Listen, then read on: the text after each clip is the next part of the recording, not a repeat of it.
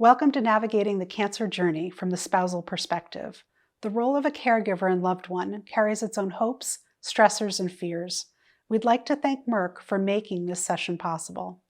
Brad Gougeon and Ken Hooker courageously talk with OCRA's oncology social worker Sarah Handsman about their experiences as husbands and caregivers. This intimate discussion will offer a glimpse into supporting those you love while balancing your own needs. We want to thank Brad and Ken for they are courageously sharing themselves in an open and vulnerable way in hopes to help others as you navigate your own paths. Thank you, Ken, Brad, and Sarah.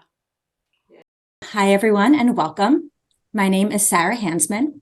I'm an oncology social worker at Ovarian Cancer Research Alliance, and I'd like to thank you all for tuning into our discussion today on navigating the cancer journey from the spousal perspective. And I'm joined today by Brad Gougeon and Ken Hooker, both of whom are very active members of our loved ones community and have a great deal of experience in supporting a spouse with gynecologic cancer. So, Brad, would you like to briefly introduce yourself? Sure. Thanks, Sarah. I'm glad to be here. My name is Brad Gougeon. My wife, T, we'll leave it at that because that's what she always liked to be called on all the Zoom calls and support calls, was diagnosed in 2019 with stage 3C ovarian cancer, high grade, and had multiple chemo sessions, surgeries, maintenance drugs, and did unfortunately pass away this past March from the disease. And I'm here to help guide and offer support and any kind of advice I can to anybody else that has to go through this journey. Thanks, Brad. And Ken, would you like to briefly introduce yourself? Sure. My name's Ken Hooker. I live outside Chicago in Oak Park, Illinois. I'm a retired writer and editor.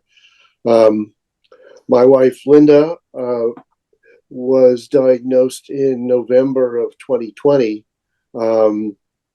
with stage 4 ovarian cancer. It was discovered when she was having difficulty breathing due to pleural effusions that had been contracting her lungs. And she had been in the hospital to have a chest x-ray, and when they saw the results of the x-ray, they said, bring her to the emergency room the next morning first thing.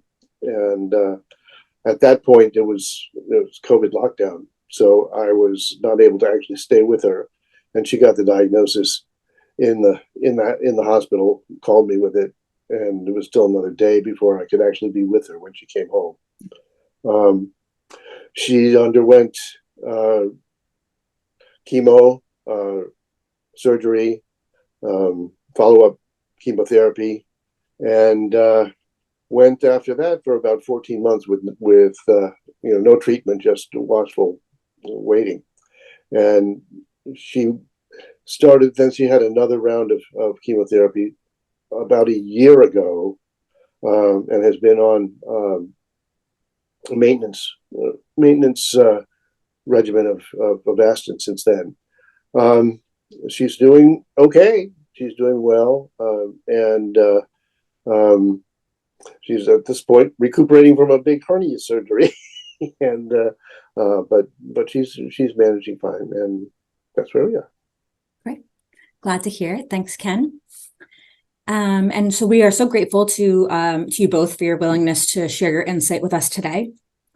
And if you are the loved one of someone with gynecologic cancer, we hope that this discussion will not only help to validate and normalize your experience or leave you with some helpful tips, but also, and arguably most importantly, to demonstrate to you that you are not alone in this. So just to start things off, Ken, we just heard a little bit about, your experience of learning of the diagnosis for the first time, which had the added layer of COVID in the mix. But if you could each share a little bit about finding out about the diagnosis for the first time and, how you processed that. Yeah, I can, like I said, it was back in 2019, and during the summer, late spring and summer, she had some pain down in her abdomen and down. We thought it might have been like a bladder infection or a UTI gone wrong. And she was in so much pain that one day she actually went in to the emergency, and they had diagnosed her at that point with a superbug virus. And they treated her with that, intravenous antibiotics, got better. She went home. A couple months later, it came back. They treated her again for it. And we're like, there's got to be something else going on here. But they, did it again. It got a little bit better. She went home. A month later, 2 months later, it was just excruciatingly bad again. We went in. They finally did a CAT scan, at which point they saw a couple lesions and said, we really need to do a biopsy and see what we got going on here. I think in my mind, I knew at that point what it was. No one said it was, but it was kind of obvious that it was going back and forth. I don't think it was ever a superbug. I think it was more of the antibiotics that they were giving were so strong. It was like, some of the stuff they do now, where it's just hitting the immune system so hard that it's knocking it down. So that's good in some aspects, but bad because it delayed the diagnosis. So maybe 4 months earlier, maybe it would have been stage 3, maybe it would have been stage 2, but who knows? But we got the news, and it wasn't a huge surprise at that point to me because of what I was thinking. It was a huge surprise to the family. It hit them hard, but we had a plan. We changed hospitals at that point because we were going to one of the hospitals close by, and we decided we needed a better hospital. And so the U of M Medical Center is here, and it's just outstanding as far as their treatment of cancers and research and everything else. So that's where we went. She had 4 rounds of chemo, got surgery, another 4 rounds of chemo. And, we thought maybe that would be good because she was responding real well to it. But, hearing that diagnosis and dealing with it and processing it, it was hard. It's things changed real quick. The initial chemo sessions were in December of 2019. So COVID wasn't a thing. So it was just, we could go in, we could trade off on sitting through chemo sessions, made it a little easier. The family felt like they were involved and supporting and being there. Well, after the surgery and then the second rounds of chemo that hit, the last few of them was when COVID hit. So no one was allowed in. She had to go by herself. I had to sit in the car, and that was hard. Yeah. And I know, Ken, you talked about it because that's all you knew. But knowing, how it was before and the transition of it, it didn't help. So, finding out about diagnosis is hard. You get a lot of information from everybody, but your brain can't comprehend it. Luckily, she was researching, found OCRA, found some other local groups and stuff to get it going. But mentally, nowhere near prepared for that news. I don't think anyone ever is, but I don't know. I don't know if anyone can really be prepared for that moment. So, but so your mental state takes a hit, but you got to keep moving. Yeah. And, sort of to build upon that, as I'm sure we're all well aware, a cancer diagnosis tends to come with a slew of emotional hardships along the way, and not just for the patient, of course, but also for those who love and care for them. So what strategies have you both found helpful in coping with the emotional aspects of your loved one's cancer diagnosis? Well, I can address that some. I mean, we're very lucky to have been living in the same community for 36, 37 years. We've established some deep roots here. Thankfully, our grown children and our grandkids are also in the area, and so we've got a lot of support physically as well as emotionally. Not only from family, but a network of friends, and return to the fact that it was COVID lockdown time. We were communicating with all of our contacts by Zoom or phone or email, and so we were having like regular family Zooms every few days, and keeping track with our game group and my church related men's group. All of those meetings were being done by Zoom. So if I couldn't attend, we were all sort of getting our emotional support along with the rest of the world. Yeah. over screens. When I got learned of the OCRA stay connected groups pretty early on, and so that's been helpful. And I like to sing. My choir was doing remote rehearsals. I do some jam sessions on a weekly basis with some friends around the country. Right. Those are things to sort of give myself some outlet and a bit of a break, and that was important. Yeah, I agree, Ken.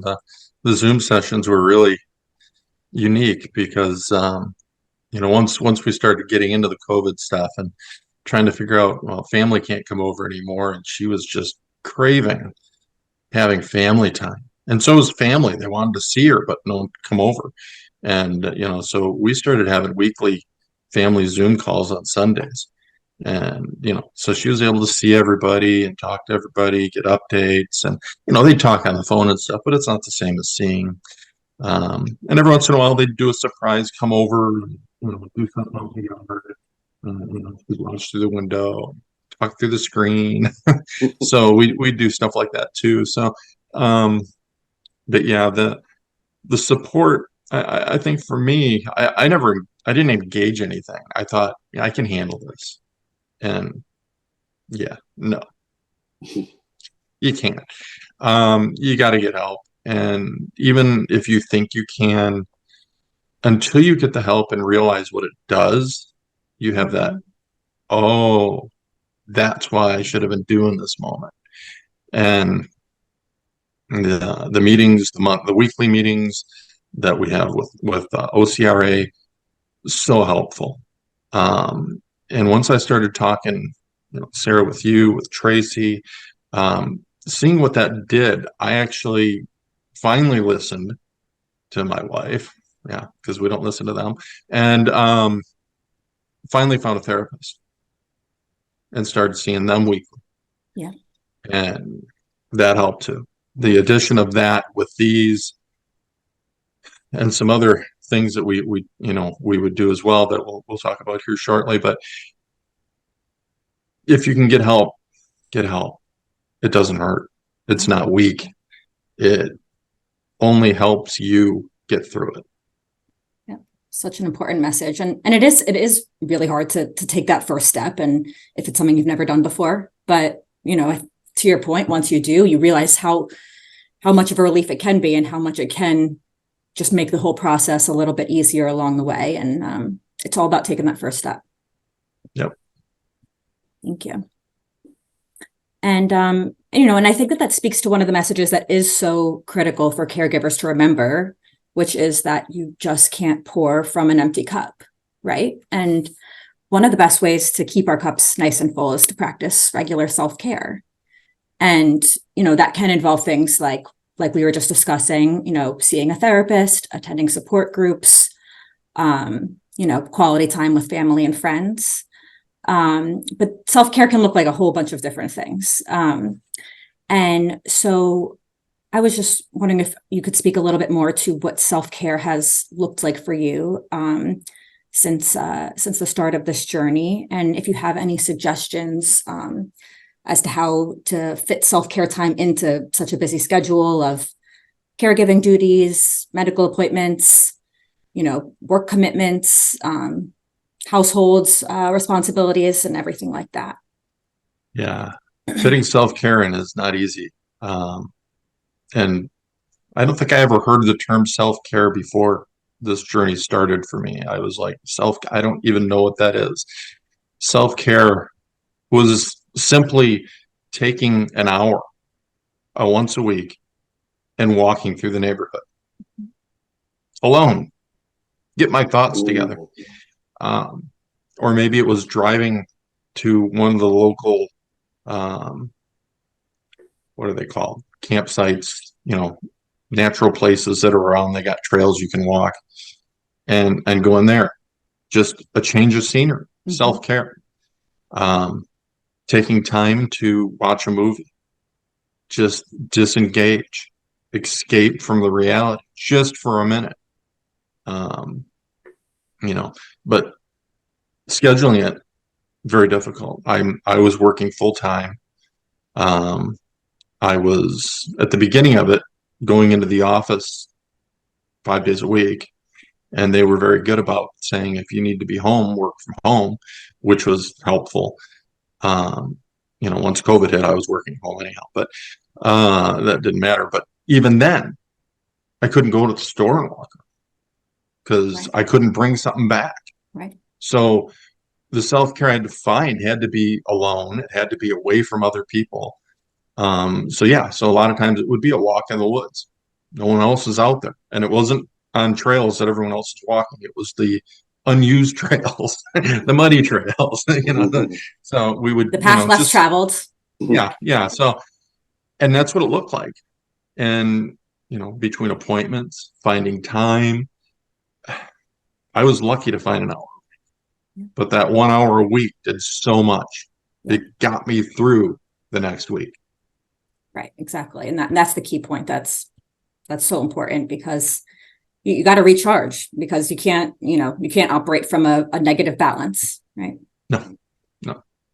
Ken, do you have any thoughts on this?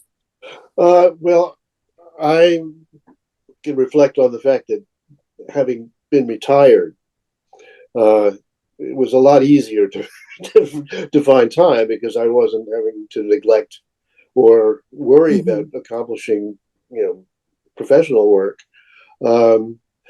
Linda was, newly retired. She had her job was terminated eventually during the COVID lockdown, but she was ready to retire also. The majority of side effects that she had from treatment, honestly, was fatigue, and so strangely enough, she was just sleeping a lot, and so, except for when she was recuperating from surgeries, when there was a lot more, hands-on care that she needed, we were able to, I was able to take some time, take time to myself, even if I wasn't leaving the house like everyone else in the world.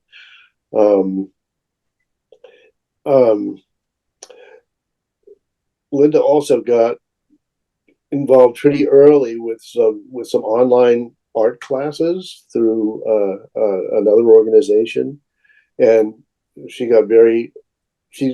has gotten very interested in pursuing, working on watercolors. And so when she was doing artwork, that also, gives me some time where I feel like I can pursue my own activities or just some downtime.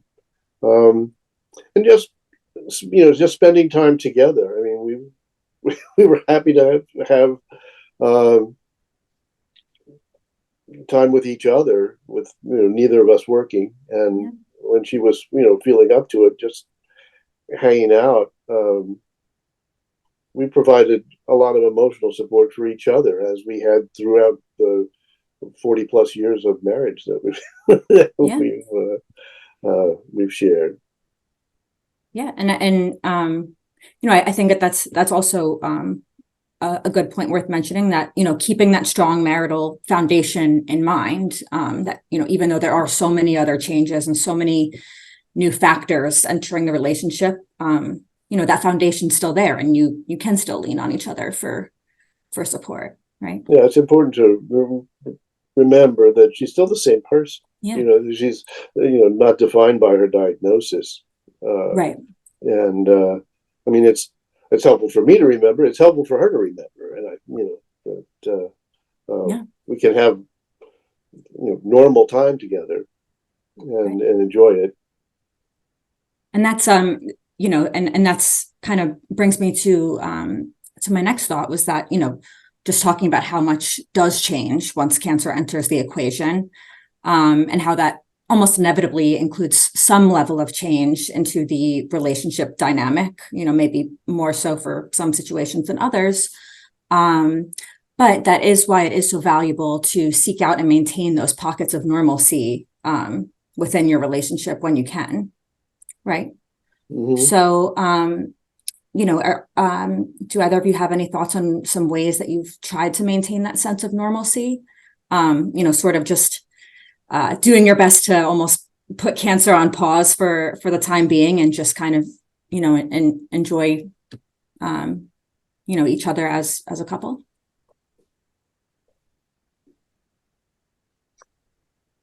So it was weird, because the first chemo surgery and stuff, we were able to have a real Christmas in 2019. So we were able to get together as a family yet. We took precautions. She wore a mask. It's before any of this COVID stuff. So we were able to go to have family, and we had dinner, and it was fine. We actually, I remember her first year, it was New Year's, and she called her sister up. She goes, "What are you doing?" And she goes, "Well, I don't know. It's New Year's." She goes, "Well, good. Come on over. Let's go shopping," because everything was open all night yet. And so, yep, off we went to head to the store, and New Year's Eve, walking through the stores shopping, because no one was there. But we have to go shopping together, because, and she got to look and take her time and didn't have to worry about bumping into a bunch of people and, stuff like that. That all changed in March because of COVID. Now everybody's wearing a mask. Nobody's going anywhere, and stores aren't open. So trying to maintain what we did was difficult. We'd still go up north. We'd, drive up north. We were able to do that. We'd sit and watch a movie. Couldn't go out to eat, so we'd figure out dinner at home. But so the dynamics during that time changed. What was normal, because normal was gone for everybody. Right. So just trying to come up with how to cope. One, with cancer. Two, with COVID. Yeah. On top of it, maintaining normalcy was very difficult. Mm-hmm. Absolutely. So, our son finished out his high school year in lockdown. Graduation wasn't normal, but we still had it. Still had people over. It was all outside. It was great. His first year of college was in lockdown. So we went up north. We looked at it. We stayed. We saw sights. We did what a normal couple would do. Because at that point, it had cleared. We thought we were on the path to remission. We weren't thinking about recurrence. What's recurrence? We don't have to worry about that.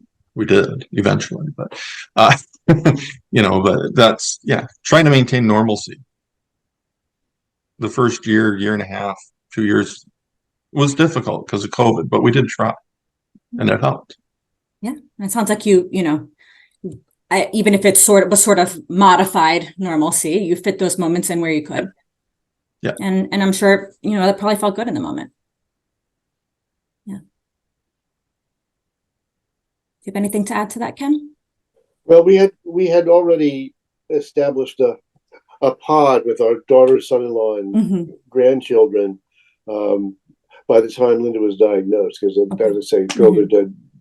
We were being very careful because there were still no vaccines available, but we had at least a chance to be with them, still maintaining 6 feet of distance, but we would spend time with them in person. Yeah. By the time her first and second rounds of chemo and the surgery once she was through with that, had been able to get vaccinated, and things were opening up a little bit. So for that 14 months when she was off treatment completely, we did spend time with friends, being careful. We did take a couple of weekend trips, and that felt a little bit more like real life. And even when she's been on when she was on maintenance, it's only like one infusion every 3 weeks, and so she spends a couple of days pretty wiped after the treatment, but beyond that, then she's been feeling pretty good. So and things have opened up, so we do see friends, we do go out to dinner, we've been to museums and things like that, as long as she's feeling up to it. And she has to guard her energy, and we have to be aware of her, what her energy level is. It's not, she doesn't ever now feel like she did 3 years ago. Right. Yeah. But you learn a new definition of flexibility. Right. Absolutely. Right. And if she's having a great day and she's feeling good, we'll make an effort to take advantage of that good time. Yeah, definitely. So not only is a cancer diagnosis very emotionally taxing to everyone impacted, of course, but it also tends to come with a lot of complicated logistical challenges as well. Whether that be related to, transportation to treatment, insurance issues, medical bills, just juggling a lot of responsibilities at once, because when cancer enters, that doesn't mean that the rest of life slows down. And external stressors can pop up the way that they always do, which just only makes them, more difficult to manage when there's already cancer in the picture. So did either of you experience any noteworthy practical or logistical challenges throughout your experience? And any tips to how you addressed them? We just get used to seeing doctor's appointments or medical appointments, every, seems like all the time. And that's part of just getting older. And partly it's just getting older. And besides the cancer-related appointments, there's a pretty good. She's got pretty good communication with her medical team through my chart, and we go over those explanations of benefits that come in all the time from just to thankfully we do have medical coverage that has covered most of all what she's needed. It is good to review those EOBs though, because I think a lot of times they just kind of end up in the trash, but you can identify things. You're supposed to read those? What? When I was caring for my parents, I was keeping them. I was keeping them for who knows what, but I kept them for months and months, and then there was just such a huge volume. Eventually, I don't think I've never needed to refer to these, and so I do review them. I do review them now, but I figure mostly that information is accessible online if I needed to go back and refer to it. Yeah. So that helps knowing that stuff is available electronically. Yeah. I think the hardest logistic is just work when you when you are working and you have to get her somewhere during whatever time that appointment is, Yeah. because, are early appointments better? Well, maybe there's less traffic, but guess what? Everybody that's getting an infusion wants that early appointment. Yeah. So the hospital's swamped. There's no Yeah. parking, so you either pay for valet to park your car so that you can get as close as you can to the door, or you try to get a handicap spot if you're lucky enough to have a sticker to get one. But even then, sometimes they're full. So you got to look for one. Parking becomes a challenge. Yeah. Weather becomes a challenge. I Mhm. mean, it was the middle of winter and we're doing infusions. Well, she needs an infusion. There's a bad snowstorm. Guess what? Still going. Yeah. So I don't have a choice. Got to get there. But sometimes work, whatever, just doesn't work. So you lean on family and you schedule it. You tell them, hey, this is coming. I really need you here. And, a lot of times you get this, you get the diagnosis like we talked about, and things are just a blur. And you get family members coming up to you, go, anything I can do, just let me know. And everybody, friends, everybody, anything you need, just let us know. You know what? I don't have time to think about what I need. If you think I need it, just come and do it, please, Yeah. because I will be grateful. She's got an appointment Monday and blah, blah, blah, blah, blah, whatever. If you call me the night before and say, hey, I'm coming tomorrow to take her, I'm going to be, thank you. Don't ask me if you need to, just do it. Yeah. Just the relief of not having to negotiate and plan your schedule with Right. mine and hers. It's an added burden I don't need. So if you want to help, just help. Don't ask. Just do it. Yeah. We got to teach people how to help us sometimes, Yes. Yeah. and early on, it's because, I think that it often is the natural instinct, just, let me know if you need anything. But 9 times out of 10, someone's not just going to let you know when they need something, but when someone's, they tell you what they want to do to help, or they just offer something outright, that's actually a lot more helpful, right? It's pride. It's, I can do this. Yeah. I can handle this. We got the diagnosis. We'll get through it. We don't need help. We'll get through it. Take help wherever you can get it. Yeah. And those spontaneous offers where people without having been asked, just I'm bringing dinner, bringing a few meals over. I made too much chili or whatever. It was very much appreciated. I mean, I wouldn't have called somebody up and said, Right. I can't get dinner together. Right. Can you pick something up? I wouldn't have ever done that, because we could feed ourselves somehow or other. Mhm. But it was very nice always when you just didn't have to think about it, and there it appeared, at your door. And people want to feel like they are doing something, because Exactly it's kind of a right. helpless feeling when you're, you want to help, you don't know how. So just doing something concrete like that, kind of it makes everybody feel better. You tell your absolutely. family and friends at the start, I'm not going to ask for help. Just help me. Yeah. Just do it. It's such great advice. Very, very valuable.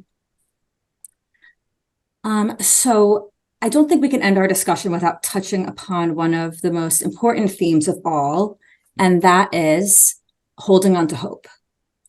So I would love to know how you've each maintained a sense of hope in spite of the many challenges that arise throughout the cancer journey.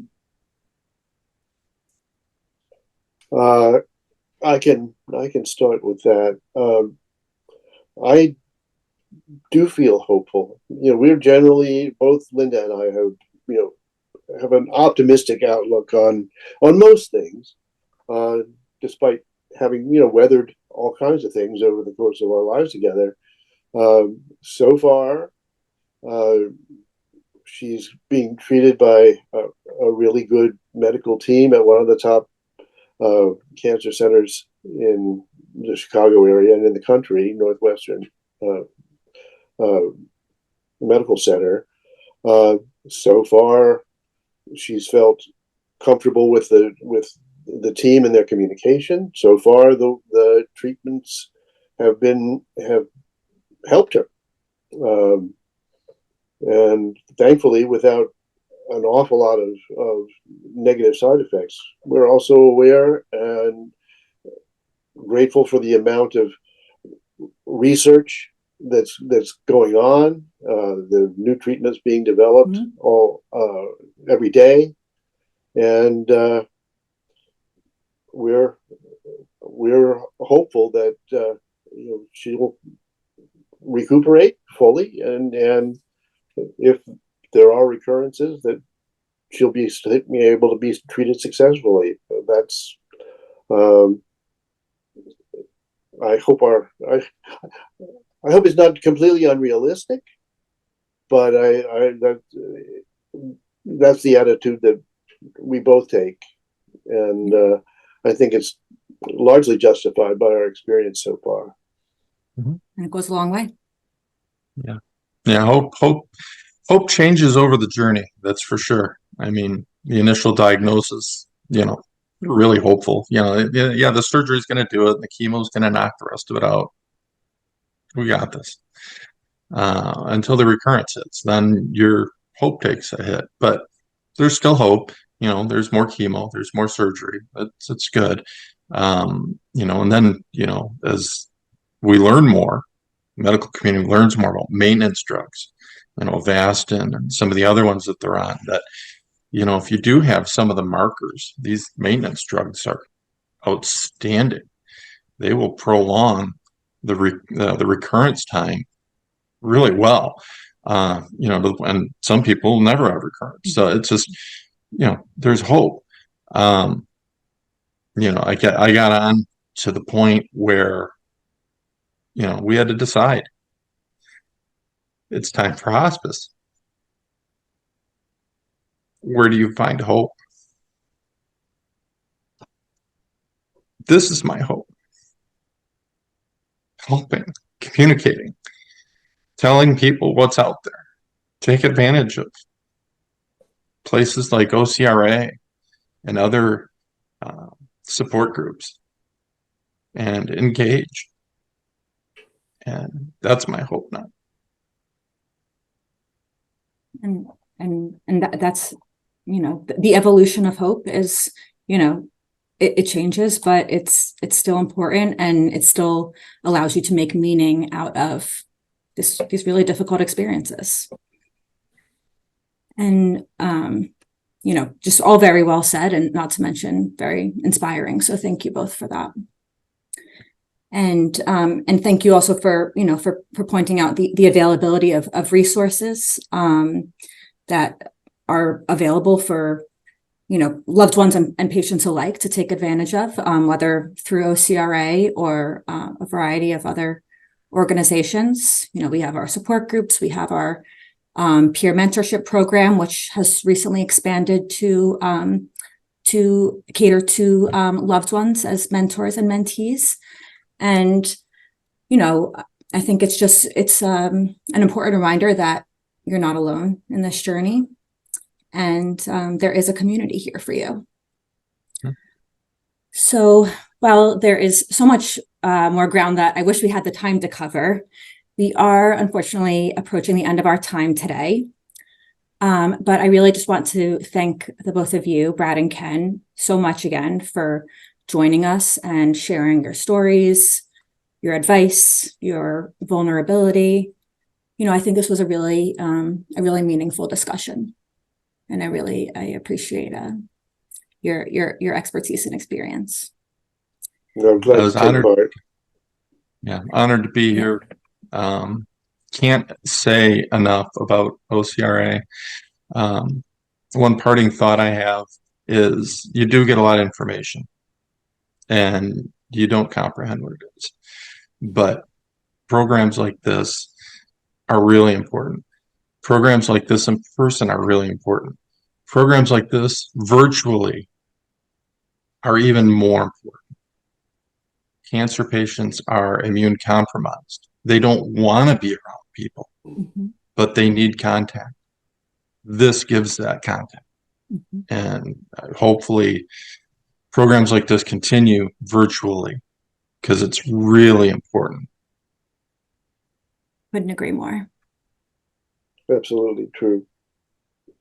And if you would like more information on our virtual programming, please visit our website, ocrahope.org.